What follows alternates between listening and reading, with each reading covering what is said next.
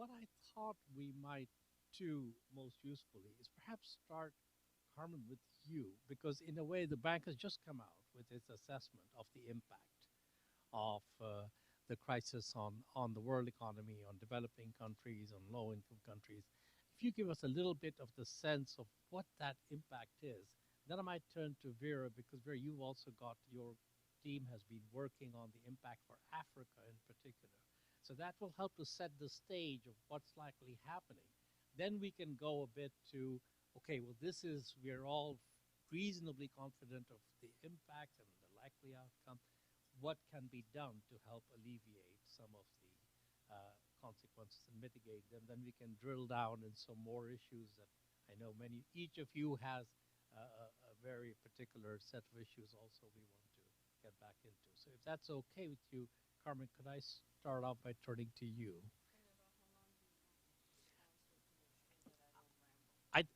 Carmen, you never ramble. We have altogether an hour and a half. I'd like to keep close to half an hour for questions at the end. I think it'd be nice if you took 5 minutes and gave us your assessment. The same for Vera, and then we can come back and drill down a little bit more. Okay. And I think this is a demonstration that the lavalier microphones we've all been carefully equipped with are not working. Let me start that before getting into the immediate effects of the war, what the setting was. Developing countries and emerging markets more broadly, but low-income countries in particular, already had suffered significant setbacks in almost any marker of development, whether macro per capita GDP, debt levels, poverty reduction, a lot of multidimensional setbacks before COVID. COVID comes and you get an exceptional shock, compressed, and there's further deterioration.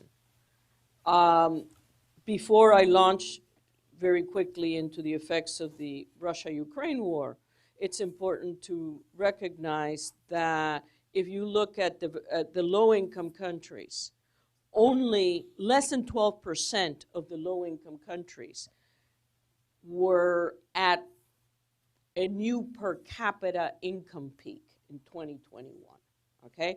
So put differently, about 90% of the countries were below prior peaks.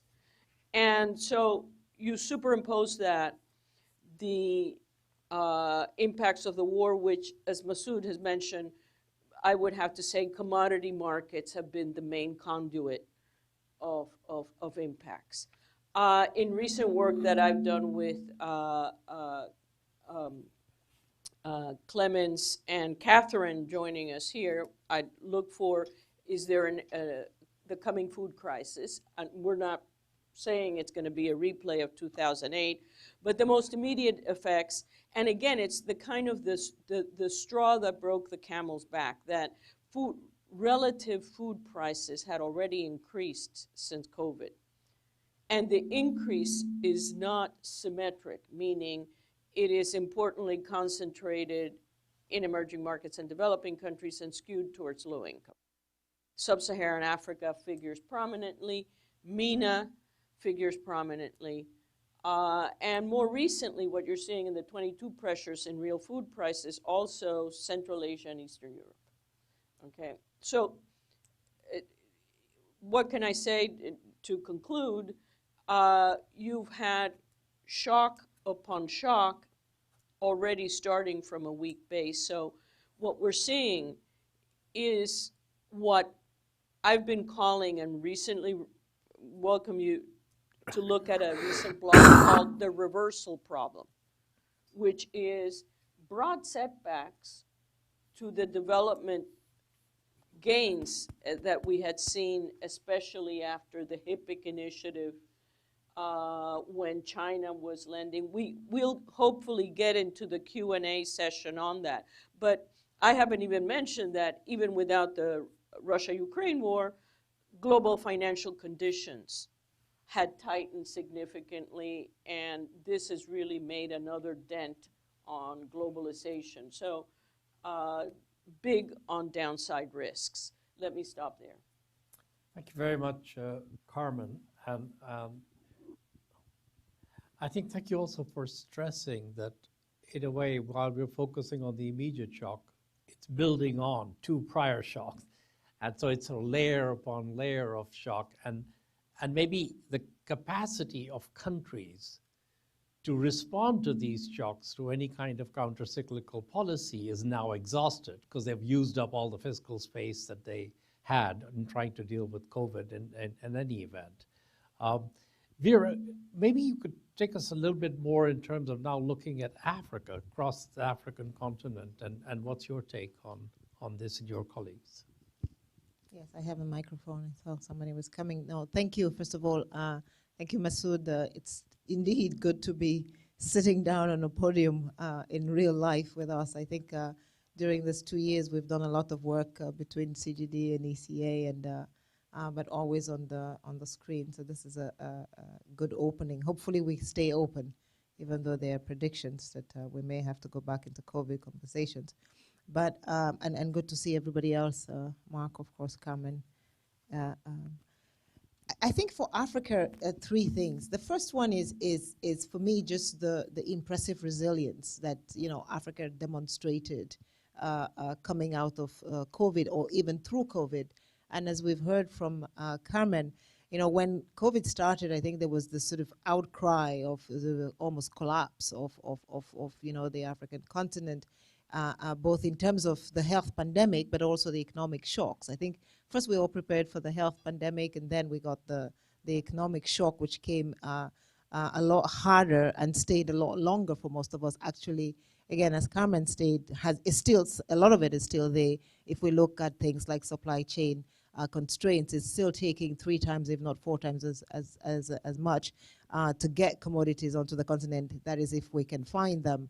And of course, inflation went up. I think in many countries we saw double-digit inflation like we have never seen before. And so clearly, what we were seeing from the continent was already a lot of pressure on our economies. Then the crisis hit, and 6 countries in Africa received 20% of their fertilizer from Russia and Ukraine. So essentially, you have a first huge hit. And I think it's important, we talk about fertilizer, we don't talk about seeds. I think eventually we need to start talking about seeds also, because it is the planting season. And so if you can get fertilizers and you can get seeds, then you really are looking at 6 months down the road, huge shocks of famine.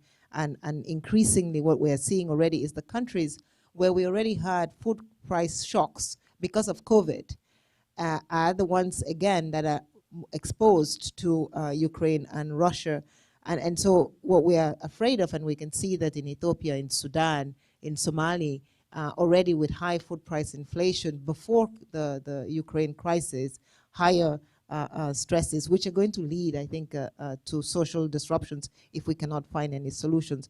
5 countries in Africa receive 20% of their iron and steel imports from Russia and Ukraine again. So a lot of the sort of hopeful recovery, which was going to happen around construction, is again going to slow down. So not only is the food part, but also the jobs part, where we're going to have a huge impact because of the imports in iron and steel from Russia and Ukraine. When we look at the top exports, actually sometimes, and this is where after the COVID crisis, we have moved a little bit away from just low-income countries, as you know, Masood, to talking about vulnerable or exposed countries. Because what we saw, of course, during COVID was, yes, there was a rush to support low-income countries, but some of our vulnerable countries were middle-income countries. Seychelles, for example, 80% of a country like Seychelles is a tourist economy. If you lock down in the West, you lock down Seychelles. You lock down Mauritania, and let me stop to welcome the Minister of Finance. We have introduced you and said that you are at the IMF seeking more advocacy for us. So thanks for thanks I thought for. you were going to say a program. No. Advocacy for Africa. I think so if you take, so for example, a country like South Africa. South Africa has over 60% of its exports of fruits go to Russia and Ukraine. So clearly, if you think again, when you talk about GDP per capita, these are workers that are in the low income segment of the economy. So when those markets close, that is where you get the hit. But it is South Africa. Egypt, 83% of their low income fruit and vegetable markets are exported to Russia and Ukraine. Egypt is one of those countries that has 40% of its population in the vulnerable category, which means one shock and they fall into poverty.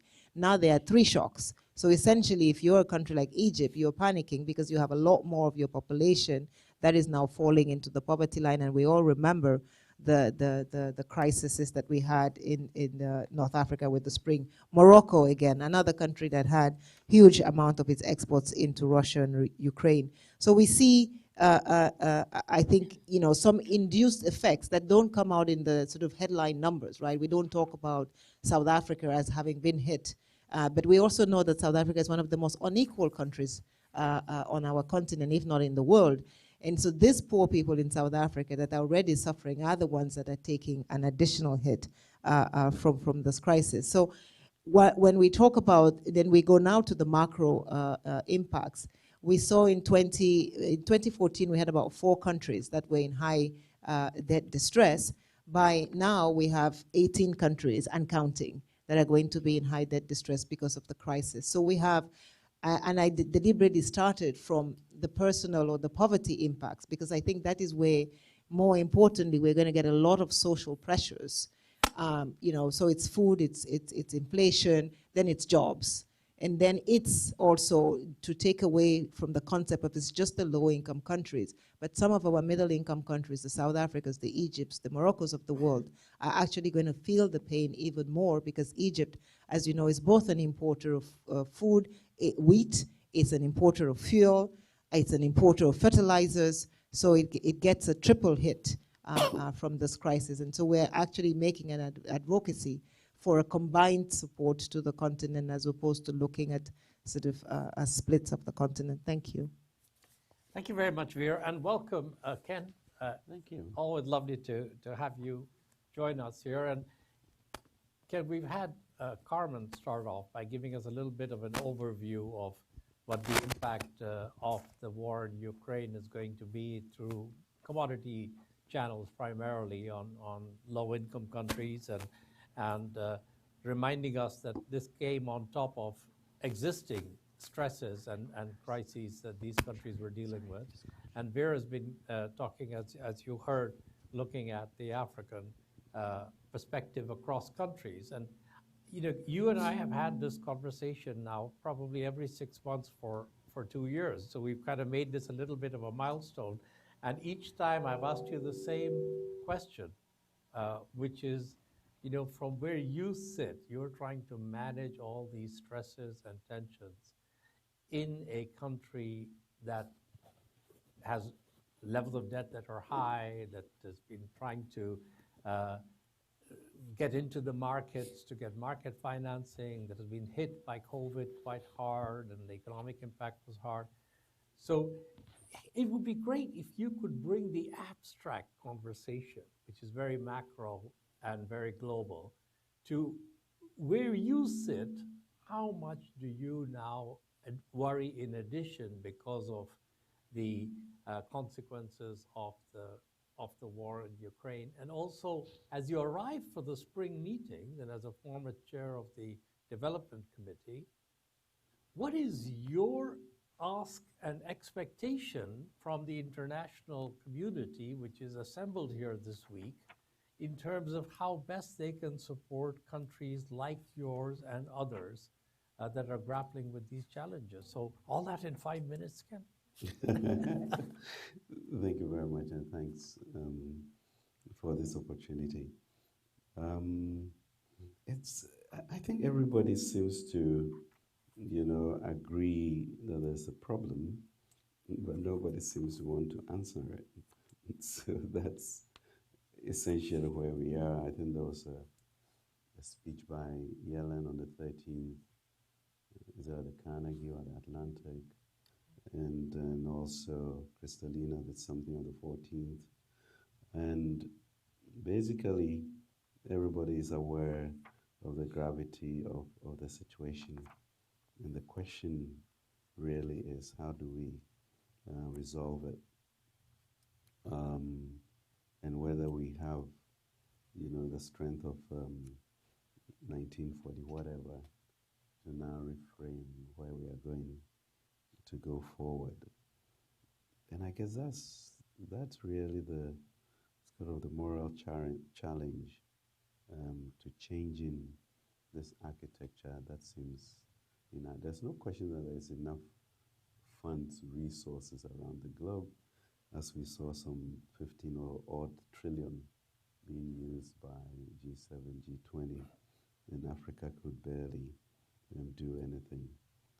So how do you unlock that resource into areas such as Africa to enable us to be productive and also avert in future the supply chain constraints and the centers of manufacturing? For us, in Ghana, I guess we moved from a trajectory of 4 years or 3 years that we thought was 7% growth, deficit under 5%. We're now ready to really take off. Then we had COVID, spent a lot of resources into that. But even in that period, we still were able to eke out some 0.4% of growth, better than most sub-Saharan Africa. But the consequence was high debt risk, moved from 62% to about 80% debt to GDP, and with the rigidities of wages, etc., which are pretty high in terms of relative to revenue, but indecent as you look at the wage per person. But then you are caught in the situation where now you have these 3 F's of food, fuel, and financing and fertilizer that is now bringing in also this imported inflation in a sense. So we've moved from single digits inflation to I think 19.4 as of Friday last week, and the food inflation element was the highest, 22.7%. So, and there don't seem to be any instruments to be able to tackle and give the liquidity. The most recent RST that has gone does not really seek to address the immediate issues of liquidity and how to go forward. So when do we sit down to make those decisions? Response to Ukraine has been impressive.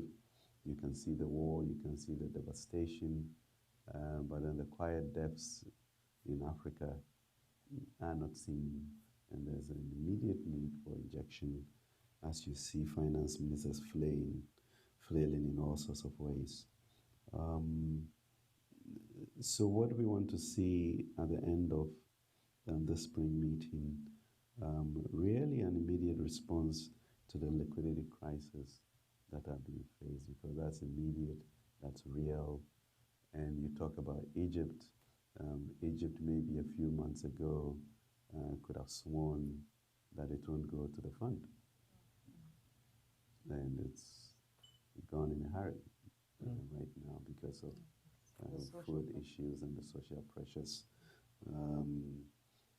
So you're going to then also impact the political and social dynamics in these countries if we don't move. For Ghana, for example, to see the jihadists, West Africa has changed quite a bit. Guinea's gone down, Mali's gone down, Burkina Faso's gone down, and you can see that coming to our borders. And where are the dividends of democracy? How do you intervene quickly enough to stop radicalization? And, Ghana goes in the region, but where do you get an ear, and what instruments are available as we speak to be able to disperse quickly to forestall, a catastrophe that is really imminent. So Masood, we are in a very uncomfortable situation where the fund, the bank, does not even have either the capacity or the instruments to intervene at this juncture.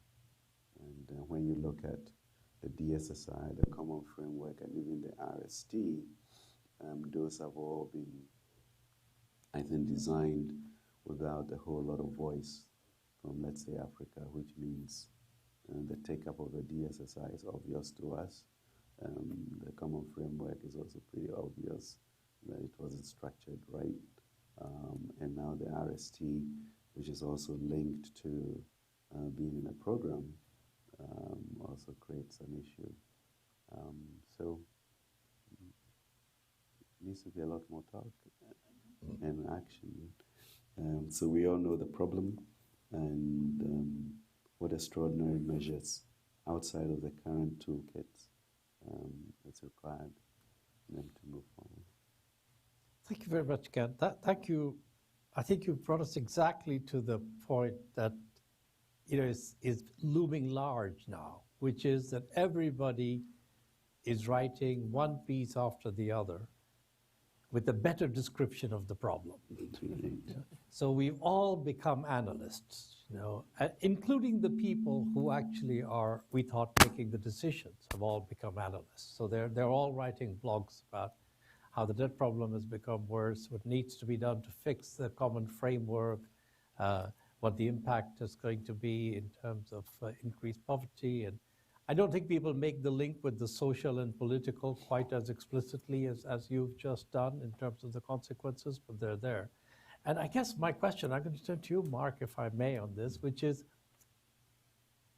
how does one bridge that disconnect between the shared analysis of the problem, but the inability to then step out beyond our existing frameworks and instruments to try and deal with the problem which the current instruments are not really able to handle in the way that at least would make the kind of dent we want. So you've looked at it from so many different perspectives, Mark, and I wanted to get a little bit your sense on it. Well, thank you, Masood. And I think it is a strange moment. And coming actually from New York, you've seen the political institutions challenged in a way that I think the economic institutions will get challenged this week. And they've been found wanting. I mean, it goes an obvious point to say that the Security Council has not had its finest hour in this Ukraine conflict. But, I think what the argument that I certainly make to friends at the UN is, that it's put that set of institutions, just as it puts the Washington institutions on the spot to say that, we can all completely accept the validity of the response to the Ukraine crisis. I mean, it is a breach of every cardinal rule of the UN Charter and the rest, and merits the kind of formidable response it's received. But if it is not to sort of slip into some sort of retread of previous post-World War II conflict lines, it's incredibly important that these institutions put themselves on a war footing for the economic impact globally, not just the security situation in Europe. I mean, that is the test of the universality of these institutions. An ability to say that, and to acknowledge that, Ukraine is just the culminating shock. As we heard, there have been 3, 4, 5 shocks. First, COVID, the trade wars, the 2008-9 recession. And so it's a compounding crisis, but, one of real significance and importance. But, if we can't sort of now make that jump to say that we need to deal with the economic fallout of it, then, the consequences are what you're hearing at the UN, which is, honestly, and I've been in and out of the UN over many decades, worked for a Ghanaian or two there,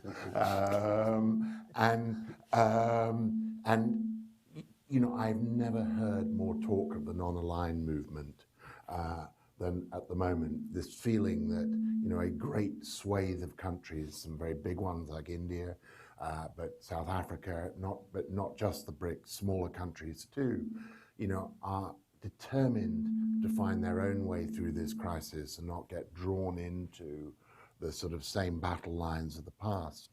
But the sort of helping hand to get them there has got to be an effective economic response, because I say it's more about just redressing the poverty, critical and important though that is. It's actually about preserving the integrity of the international system. It must be bigger than just a vehicle for opposing Russia on Ukraine, vital and important though that is. It's got to rise to this bigger economic contagion which we're now facing, and have a response which is suitably scaled. And I think part of the problem is a lot of the instruments in Washington got exhausted by COVID, and in fact have led, in the case of the IMF, to enhanced debt repayments in the short term.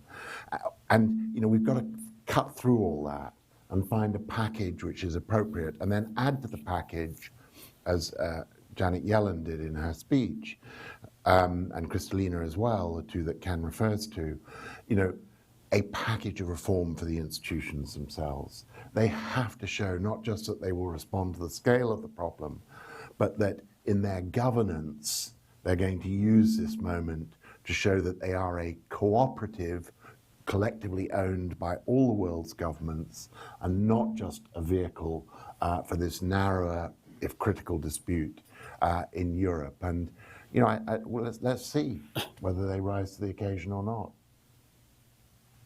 That is the question for this week that Mark had just put on the table. And so I'm going to come to you, Beth, now. You're managing one of these institutions, Development Bank, in the region.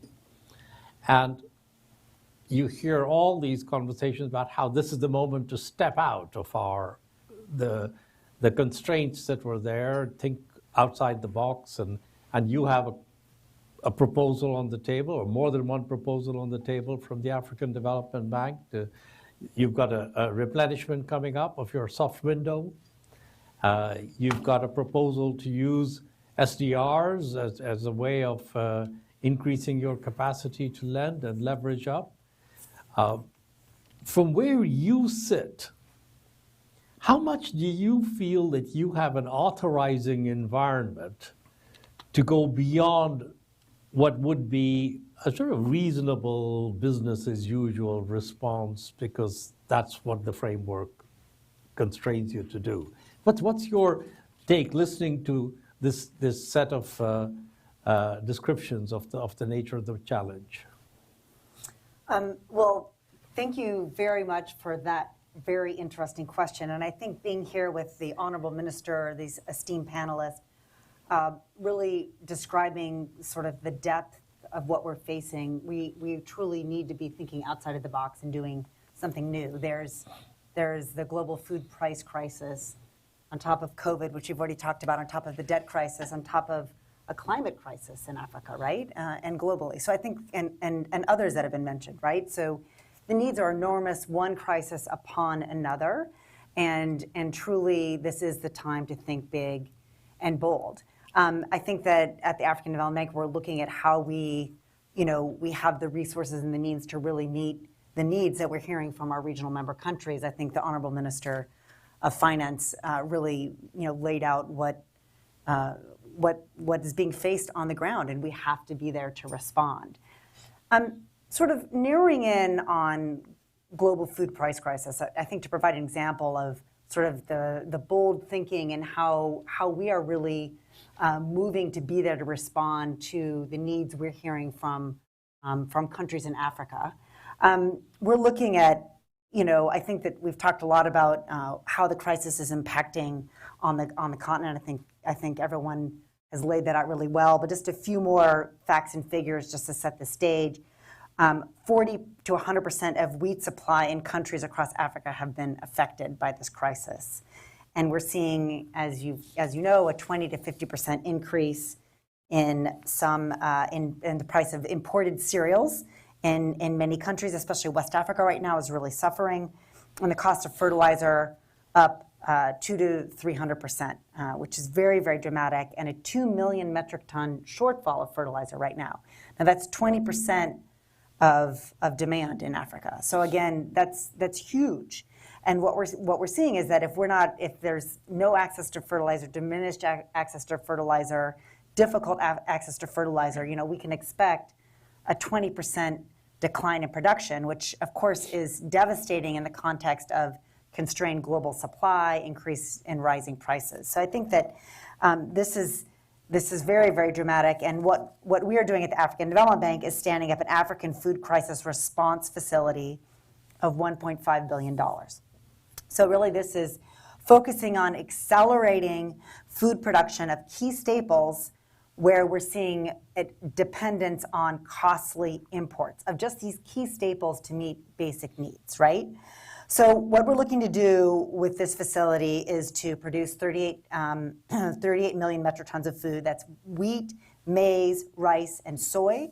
And there's three main areas of focus that we're looking at with this crisis response facility. One is focusing on seeds, as Vera mentioned, getting certified seed, climate adaptive seeds, improved seeds out to farmers, and reaching 20 million farmers with these seeds, inputs, extension services, using innovation and digital platforms to get these services, these seeds out to the farmers to increase production. So this is building on the bank's success in TAT, which is the Technologies for African Agricultural Transformation. This is a proven platform that brings together the key players you need to make this work. International research organizations, the CGIAR system, national research organizations, government extension systems, and key private sector actors, that would be ag input dealers, aggregators, transporters, to get really these improved technologies out to farmers. They exist, but they're really not getting out to farmers at the scale that we need. So through this platform, we've already reached 12 million farmers working with our partner country governments. An example I just wanted to talk about is wheat, which is very much impacted by this crisis. Heat-tolerant, high-yielding wheat varieties really allow farmers to plant where they haven't been able to plant before, and so far increase production by 2.7 million metric tons. So in Ethiopia, for example, we saw yields go from 1.5 metric tons per hectare to 4 metric tons per hectare. Again, that's the type of dramatic increase in yield, also being able to expand areas of production with these improved technologies that helped Ethiopia cut wheat imports by 50%. That's huge amount of expense on foreign exchange. It greatly contributes to reducing prices, et cetera. So this is the type of intervention that we want to work with partner country governments to really increase its scale.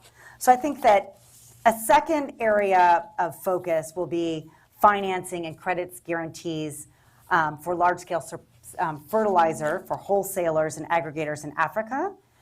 We can scale up existing financial products to deliver, private sector financing to fertilizer value chains. And also finance governments to really get those contracts with fertilizer suppliers so they can be providing their smallholder farmers with the input that they need. We're also working to convene sort of the key players on fertilizer on the continent to see how we can make sure that we're sharing the latest information, but also really sort of identify solutions to some of the key issues facing the fertilizer supply chain. Fertilizer is a component, including, phosphate, nitrogen, ammonia, and some of it may be produced in some places, not in others. So how can we make sure that we're using innovative ideas to bring together the players to get fertilizer blends that would be appropriate for soils in Africa right now on the ground? And so I think with these types of convenings, right, financing, working with governments, we're really looking to see how we can scale that up. And the third is working with governments on policy reform, financing sort of their efforts in this area. So I think that, this is the time to respond to emergency needs, but also use this as a way to really tackle that structural dependence on imports for really basic food supplies in Africa. Thank you very much, Ben, because I think that gives us a very practical example of what an MDB can do. Carmen, you're an expert in many, many areas, but one that you have worked on over many years is debt. And I know you have been talking about debt and financial constraints. And your take on a lot of the stuff you've been writing recently is that these are going to be more binding than people think and will last longer than you think. How far do you think that the debt problem, and Ken talked about the high indebtedness now in Ghana. That's become one of the real preoccupations there. But there are other countries. I think the number now is 60% of low-income countries that are at high risk of debt distress or are in debt distress. 2021, beginning of the year, many people, myself included, thought there would be quite a few country cases where debt problems would come to the surface. Turned out there were fewer in 2021 than people had been expecting. And now people are saying, well, maybe this is going to be fine next year too. What's your take on how much debt is going to be a binding constraint to thinking out of the box on a lot of these issues? It's great, your perspective on that. So I will certainly directly address your question, but I before that, I want to disagree with the minister and you that we know the problem. Which of the problems? We know the immediate problem that there may be a food crisis, that we're, very pragmatic Right. approach to try to.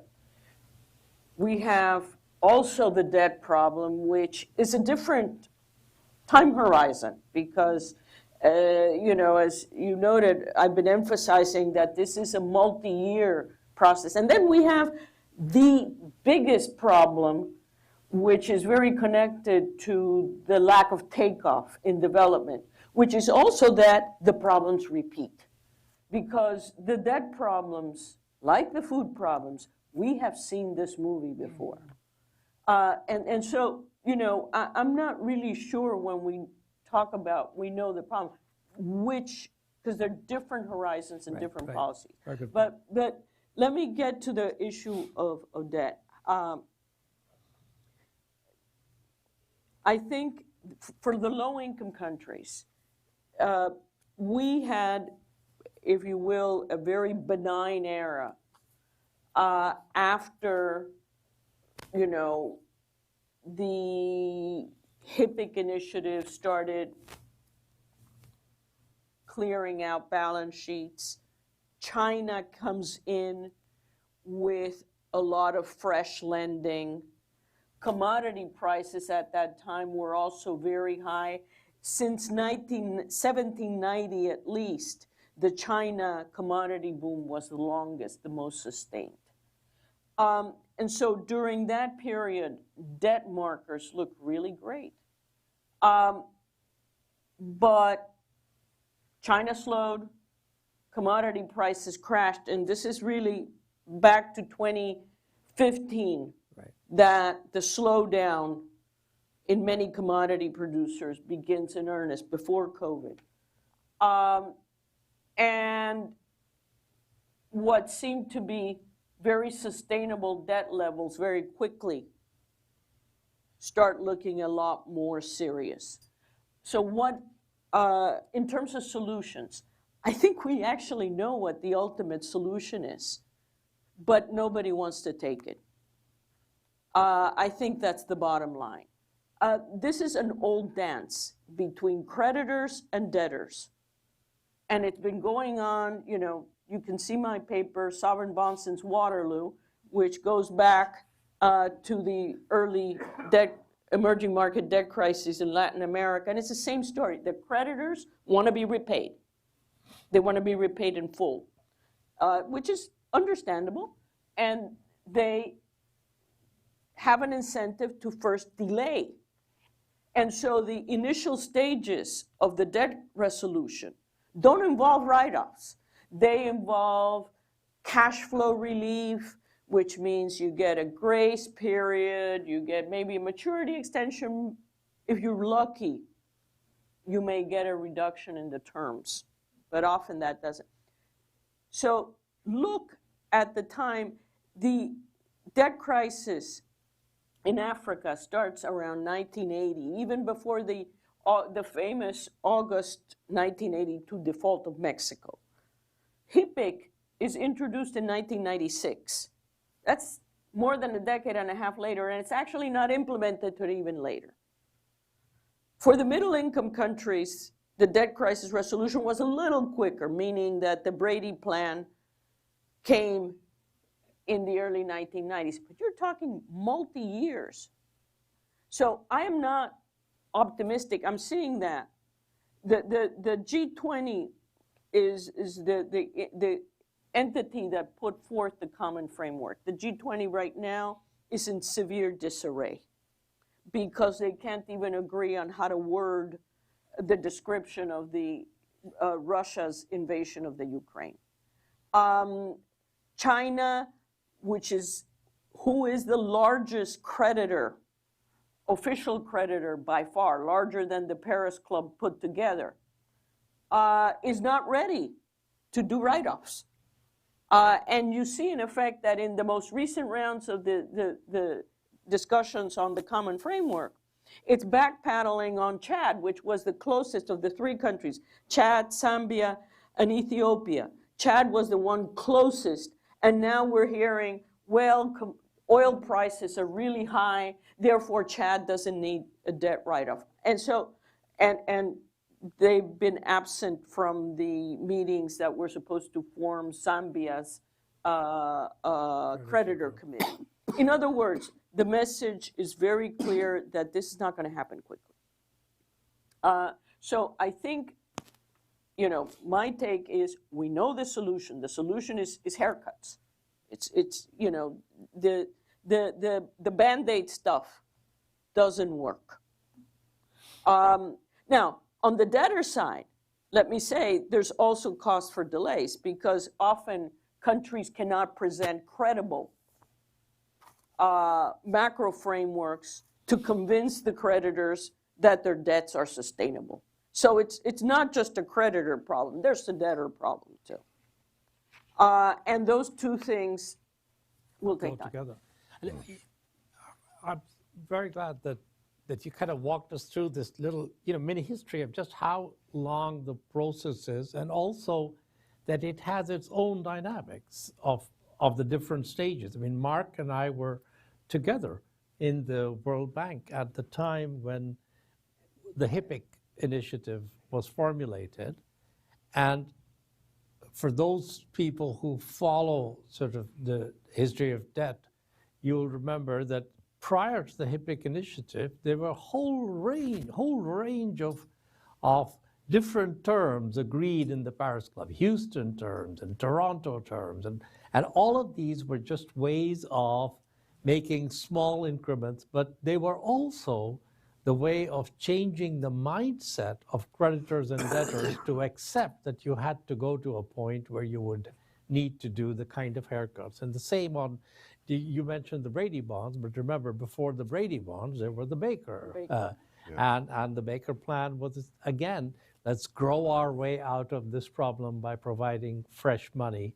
And in the end, you finally come to terms. And I guess what I want to ask then maybe Ken and Vera on this is, if we accept that there is a period of time that it takes to get to a resolution of these problems, how does that square with the discourse on the ambition to scale up financing, development, now start putting in, I think, 200 billion a year, going up to 400 billion a year in Africa for financing the transformation to a green economy? How do these two narratives coincide? There's a sort of reality of how long it takes to get the debt issues sorted, and the ambition of how quickly people want to make progress. What's your take on that? Ken or Vera, whichever of you wants to start first. Vera. No, thank you. Thanks. I think a very good question. Maybe I will start with a little bit where Mark left off by just saying on the global space, I honestly think that any kind of reprimand for how people voted is a mistake. Because I think that the vote is the largest cry ever for a better multilateral system. And if the reaction to that vote is more punishment, then we clearly have not listened. Because, as I said, 60% of your fertilizer is coming from Russia, 20% of your food is coming from Ukraine. We do see Europe still getting gas from Russia, right? And I think we've gone through COVID where we have all lived through this double standard. And so a reprimand for what, if I were running a government that needed wheat and 60% of my wheat was coming from someplace, and I have some backdoor channel of getting it, or I'm going to lose my job, because we all see Sri Lanka. I think that is a choice that leaders on the continent are making, and we must acknowledge that. So I really think we should embrace that vote and say, yes, they want a different multilateral system, and we can deliver it on the economic side. On the political side, we'll leave it to New York, but at least clearly on that. Now, I think, Masood, to your question, I always sort of cringe a little bit when we come on these panels and immediately rush to debt. Because there is a conversation before debt, which is investment. And I think one of the things that we have seen on the continent and is essentially what happened, again, a question to the multilateral system is, yes, we did HIPIC, and then at the end of HIPIC, a lot of countries realize, I need water, I need electricity, I need to send more kids to school, I need to build more clinics, I need to do all these things, because let's not forget also, with the end of HIPIC came a little bit of the opening of democratization on the continent, where citizens started asking for more and contributing. But the international global system did not ratchet to the same amount the resources that were needed for that growth. If the multilateral system had enough resources, we will go and take more expensive resources. So what did we see? We saw, first of all, for 2 years, maybe Morocco and South Africa have access to the markets. And then within 10 years of that, 20 countries, and within 26 countries, because they were looking for additional resources. Initially, a few countries had, and to this day, the IMF actually says, I cannot fund all of your development, go to the markets. So there is a question there about, do we believe that the international system as we have it is funded enough so that we can at least avoid some of the crises? I think that's the question that we must ask ourselves. Because at least as I sit here for Agenda 2030, and we know all the things we need to achieve for Agenda 2030, the global financial system, as it is on concessional lending, because the reason we want to talk about concessional lending is as long as you have concessional lending, you can borrow into the future and never hit debt distress. The debt distress is coming because we're now going to the markets and we're going to China. And those two are giving us rates that are essentially cutthroat rates. So we can do two things. On the market one, at least we can reduce the rates by working with rating agencies and by creating a new financial instruments, which we at the Economic Commission for Africa are working on, for example, that can substantially reduce the cost of market borrowing. But I think there is an additionality there that says we have seen the world inject $20 trillion into developed economies. Can we do something similar for developing and emerging market economies so that they do differently and they work differently? And one thing also, I think, Cameron, is yes, we also have a climate crisis. And there is maybe an answer. Because with the climate crisis, we see the G funds or the private sector saying, we're willing to contribute to the order of 13 or 15 trillion if you listen to Mark Carney. So there are resources out there that probably are not necessarily only debt creating, because debt creation is good if you're using it for the right investment, and this is where the governance conversations happen. And that's, again, the second reason why I cringe sometimes when we just say debt, because we need to make sure that debt is good if you're using debt to grow. If, as you have said so many times yourself, right, if the investments that you're making from the debt and your growth is faster than the cost of repayment, then debt is perfect, keep doing it. And I think that that's one of the things we are not looking at either. Have we built systems that can ensure that that's what's happening when we take the debt? And I think if we begin to look at that, as opposed to just wait for the crisis, and then, ring the bell, crash, go back again, we see Argentina. Right. So we know how not to do it, but we can, I think, in this new system, design ways of doing it much better. Thank you. Thank you very much, Vera. And I guess, unfortunately, the history is that in as many cases as not, we borrowed but didn't invest. and also that often the terms on which we were borrowing were terms that really were going to be very hard to generate a growth rate that was going to cover that kind of interest rate. And that kind of brings me a bit back to you. Would you agree with the perspective that Carmen and Vera have put onto this? And again, my question of how do you square the circle here between all the constraints and the expectations? Great. Let me, I mean, we are on the Security Council, so we've quote unquote voted the right way. But as Vera says, I mean, the EU is spending or is paying Russia $311 million a day to support their fuel needs. And once those tankers get to EU, they are sanctioned from going anywhere else. So that is the degree of fairness that we are talking about. And then we, of course, have to pay these high fuel prices and fertilizer, etc. So it gives reason to pause, not to be morally judgmental about what people need to do if you yourselves are doing that. And I think that needs to be laid clear. With regards to, I think really, Masood, we need a new development financing order, I mean, completely. I go to market and maybe get, because, you know, the world thinks, you know, the market is fair and whatever. In between there are credit rating agencies who are more qualitative than quantitative, and then the investors who also will give an African premium to that. So I go to market and I get an 8%. Greece will go and get 1.8%. It's maybe $50 to $60 million more I pay a year. A 10-year instrument, $600 million more. Just like that for one African country. So you look at our $701 million and you're just wondering, you know, just a terrible vicious cycle of the poor having to pay more for reasons that don't make sense technically. What is the risk? How many defaults have we had? Is it really true that we don't pay? And I think that's the question that we really need to confront.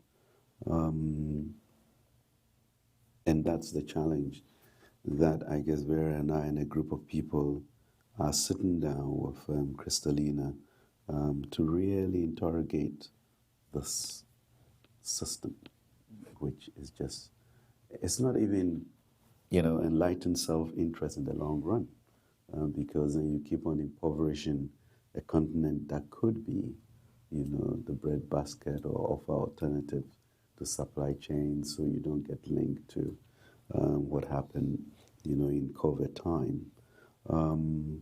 So I think, Masood, it's an issue of urgency, and you are not seeing the fierce urgency for change to really address it. And one would want that by the time we get to Bali at the annual meetings, we have really made some inroads into this. I mean, Africa Development Bank, for example, there's no reason why they, as a regional development bank, should not be the ones that have the most capital to support the continent as opposed to the World Bank. They are closer, they can be more nimble, etc. So she talks about $1.5 billion to try and mitigate the situation. We import $70 billion worth of food a year. So we are skirting the edge. But why should we fundamentally be importing $70 billion of food? Yeah. Because if not focused, you know, on a agric that, you know, will feed us and we can feed ourselves. So I think those are key areas to tackle, you know, to free us from this juggernaut of debt that then seems to be recurring over and over again. But as Vera said, I mean, yes, post-HIPC, increased democratization, needing to show the dividends of democracy, or as you revert which then means where do you find the capital from? Then they say, well, you can go to international capital markets, and then you are gouged, and the cycle then begins, and then there's a COVID, and there's a war, and it's your fault. Well, APIC was given and you didn't use it well. Suddenly COVID and the war are being normalized, and that becomes a problem. So who stands in this gap? You know, I think Kristalina almost lost her head for accelerating the process for African countries of during the COVID period, which was what she needed to do, but it was against the tenets of how the bank, the fund operates. So how many more people of that stature should really be sitting down to address it, because it can be done. Have we gone through the cycle of appreciating that it is time? I don't know what else we need Thank to you. register that. I think I want to get a few minutes of questions now, but before we do that, just ask, Mark, if I could ask you one question, which is, this issue of trust and unfairness and double standards. I thought that actually one of the lasting damages from the COVID crisis response was that people's trust in the multilateral system was shattered and broken in many ways. Many people who I had known for many years from emerging markets, from low-income countries, who said to me, I don't really believe anymore that there is a system that is fair because we don't see it.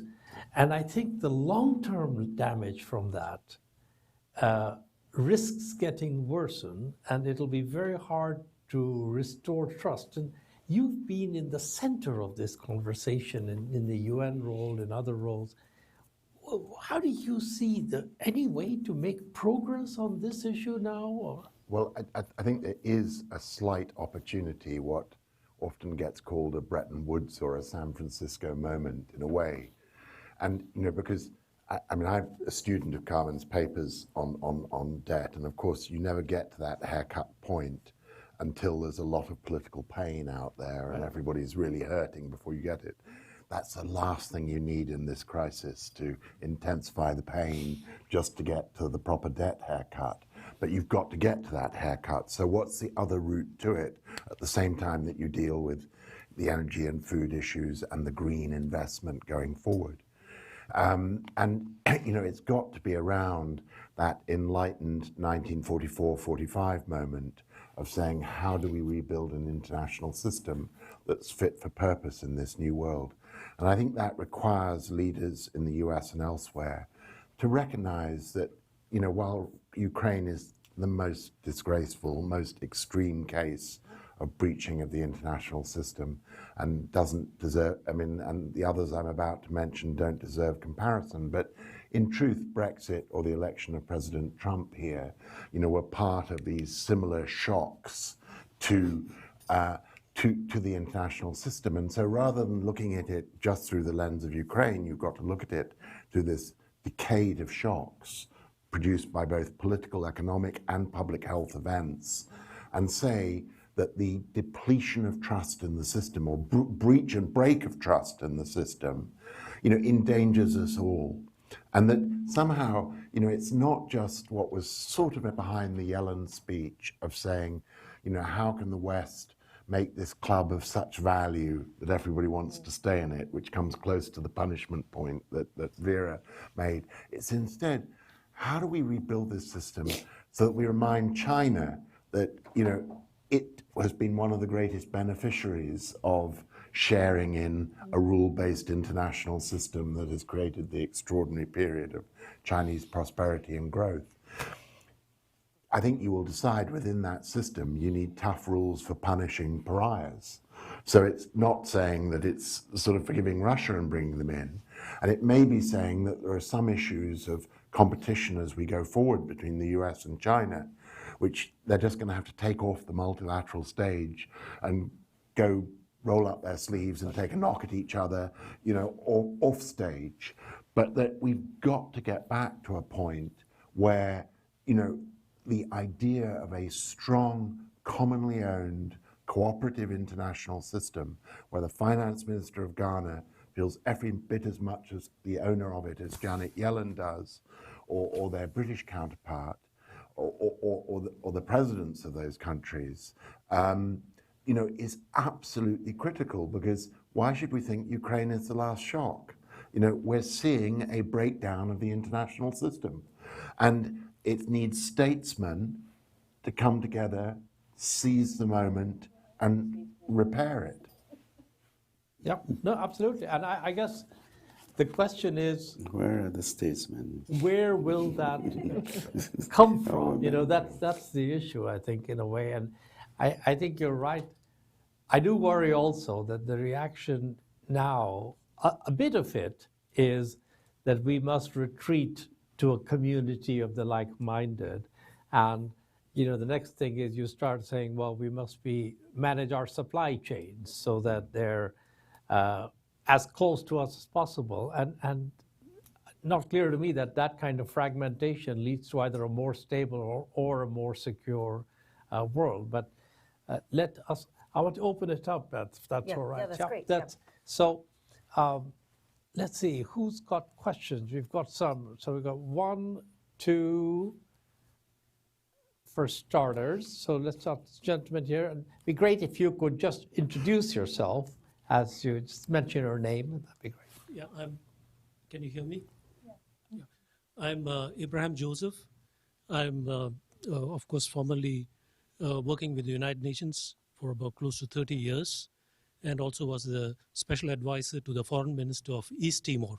Great. Yeah, and I'm very happy to see His Excellency Mac Malloch Brown, and I know you have been very active in formulating the MDGs.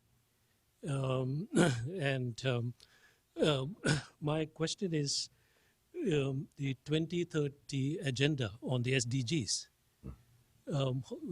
What is your view relating to the countries in special needs? When I talk of countries in special needs, that is the LDCs, landlocked small island states. Will they be able to move forward in implementing the SDGs with all these shocks which was mentioned? This is my first question. The second is relating to the cryptocurrency. And, how does acceleration of cryptocurrency to use as a crypto assets instead of the local currency in emerging markets? And what is going to be the impact on their economies? This is my second question. And the third, why don't we do 2, and then we can come back to you for more questions, if you like, because I want to get a couple of other people. Hello, everyone. I'm Karen Matheson from the Gates Foundation and formerly with the Treasury Department. And it's been really illuminating listening to all of you.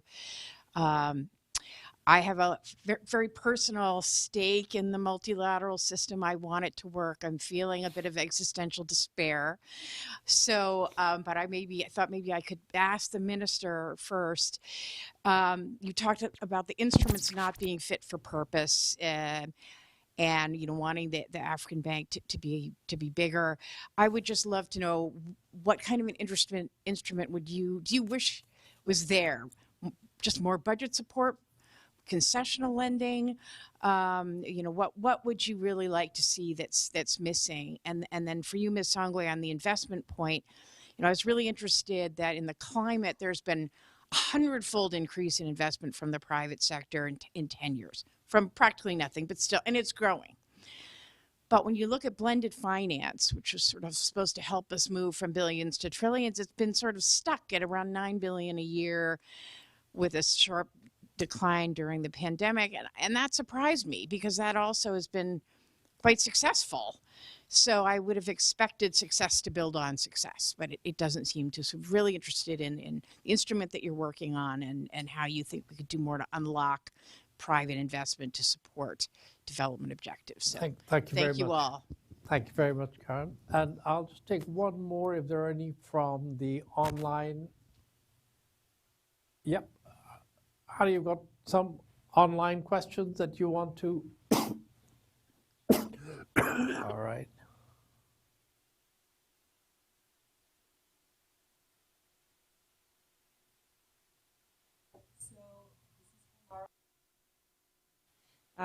First is a question from Bart Edis, who is former North American representative to the Asian Development Bank and is currently a professor of the practice at McGill University. And Professor Edis asked, what kind of measures could be adopted to address multiple crises at the same time? So as we've discussed, the developing world is still massively challenged by, among other things, COVID-19, growing debt, disrupted supply chains, growing numbers of refugees, and among many other issues. Are there any individual measures that can help mitigate multiple crises simultaneously? Okay. Thank you. All right, so I think that is what we have. So we've got SDGs, particularly for countries with special needs, small islands, landlocked, and low-income countries, cryptocurrencies. Karen had a couple of questions. One on sort of, what maybe addressed more to Ken, which was like, what is the kind of investment, what is the kind of vehicle, if you like, instrument that would be most helpful? And then to Vera, I think on blended finance, kind of stuck, certainly a lot of promises, but delivery on blended finance quite limited. And then Bart is online asking about, is there a sort of magic bullet here, an instrument that will help with multiple crises at the same time? So, and we could also use this really for any final thoughts that each of you have. Ken, why don't I start with you, and then we'll work our way down the panel. Yeah, thank you very much.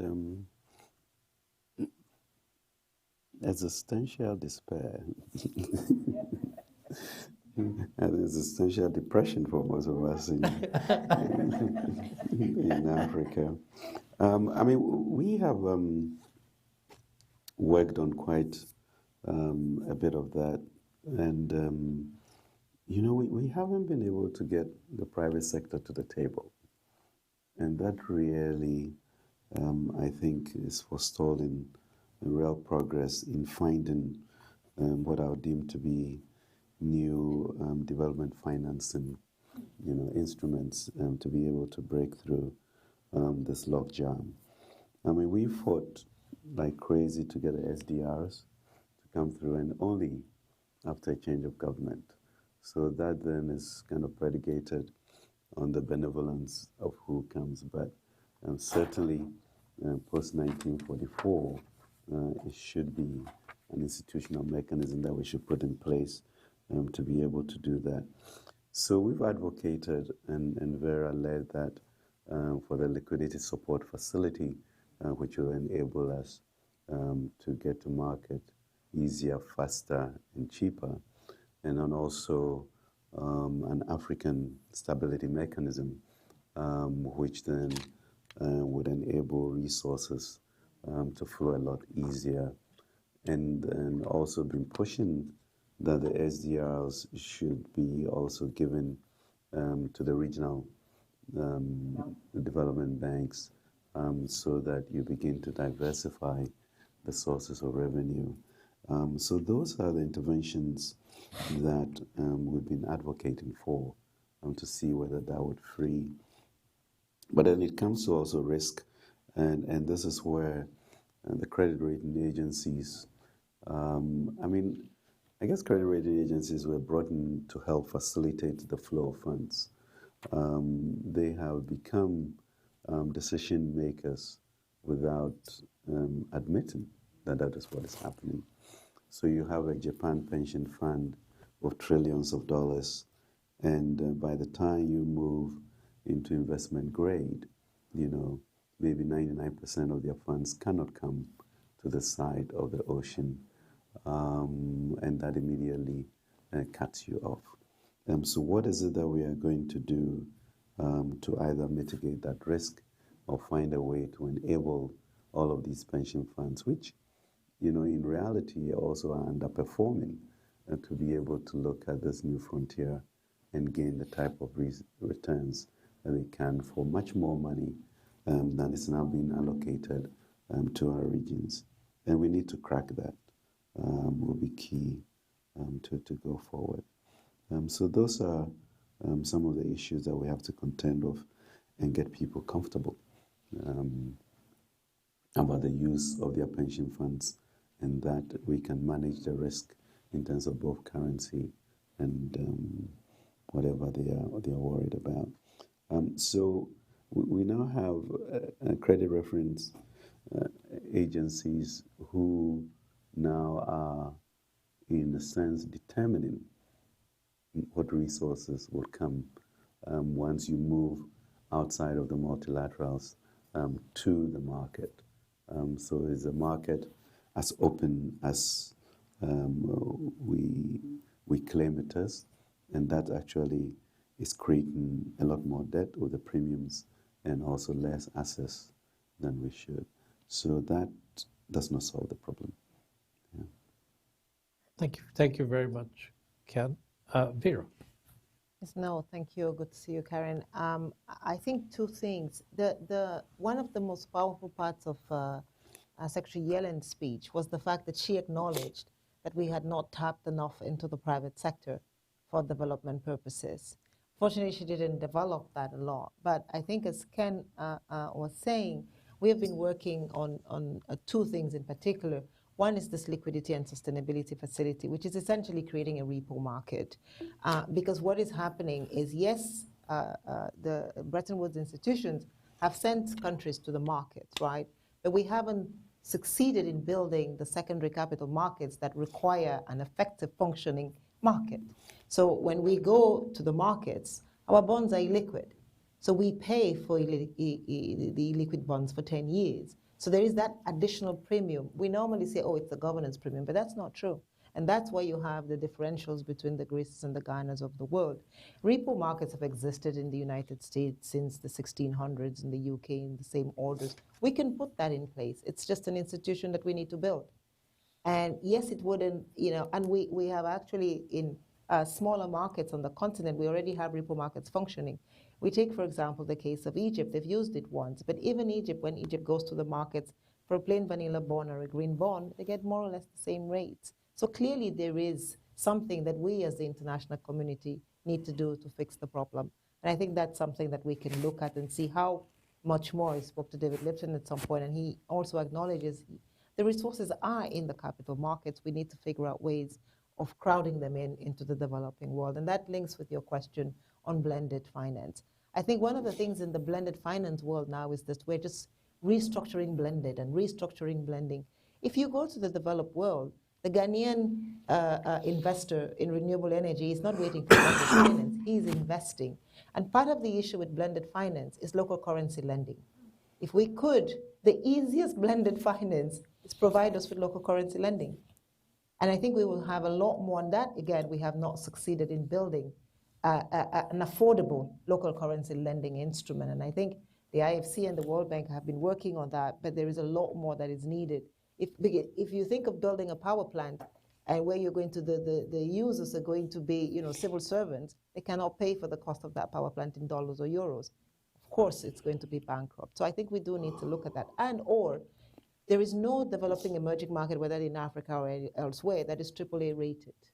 So there is a problem with the ratings. We cannot assume it with such the Seychelles and the Mauritiuses of the world have to be at least, we're beginning to think about that in a different way. I think on the other one is, resilience or pandemic preparedness. We know today that we have to be prepared for more pandemics. And so maybe building more systems for that will be the best thing. And finally, on the SDRs, I really believe that there has to be a system that says, if there is a shock of this magnitude in the world, we issue SDRs. We should not wait for a benevolent government 18 months later to come into power and issue it.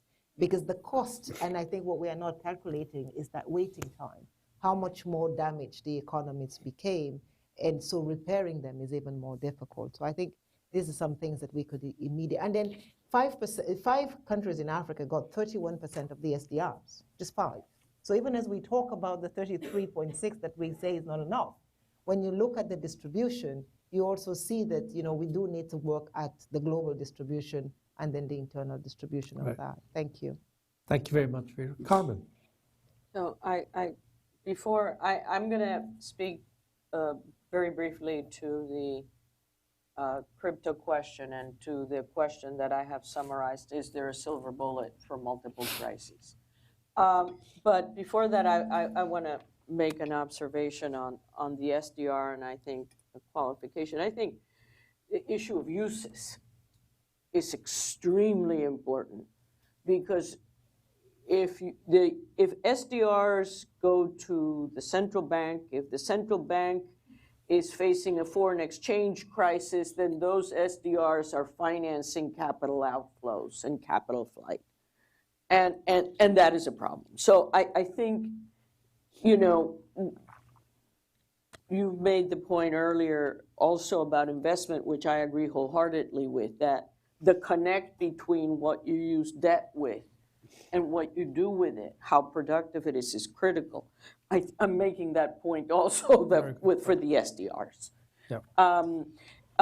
On the crypto issue, it's actually an issue that I've been following quite closely. Crypto, and one thinks of really speculative modes and so on, but crypto is being used widely for remittance purposes because it's a low-cost alternative often. So crypto is gaining ground in a lot of countries, especially countries which have capital controls and foreign exchange restrictions. So there is a fairly productive, tranquil time use, which is remittances. Then, of course, it's very interesting in crisis times, you see a big acceleration in crypto uses as a vehicle for capital flight. We've seen that in Argentina, we've seen it in Lebanon. We see it in Nigeria periodically. In effect, crypto transactions really very much move in tandem and mimic the parallel exchange rate market.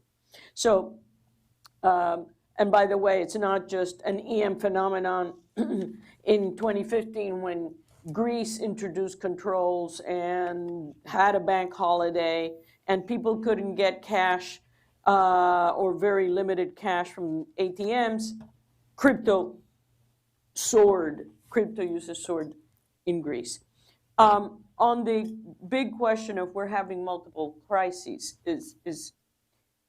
let me say that I wish we had such a silver bullet, but if you think about the nature of the crises, you think about the big one that so many countries are facing, which is we haven't recovered. We haven't, per capita incomes are still below that. It just drives so many things. We haven't recovered. That would say you'd want expansive fiscal, expansive monetary. Of course, then we have the inflation problem, which says you really shouldn't be engaging in expansive monetary. Also, let's not forget, inflation is an incredibly regressive tax. And then we have the debt crisis, which say, well, you really have to think hard about expanding fiscal, because if you're already at high risk, that may push you into the edge from high risk to debt distress. So we don't have, the one thing we can say is that here, what is on the part of the country's ownership of a plan, and on the part of the multilateral sufficient support to make the plan credible, is the best shot, okay? And I'm saying, understand there's a big difference between best shot and silver bullet, okay? But it requires that combination of ownership. So it's not, oh, the IMF came in and told us to do this. It's got to be ownership on the part of the country and, sufficient, financing to make the plan credible. So.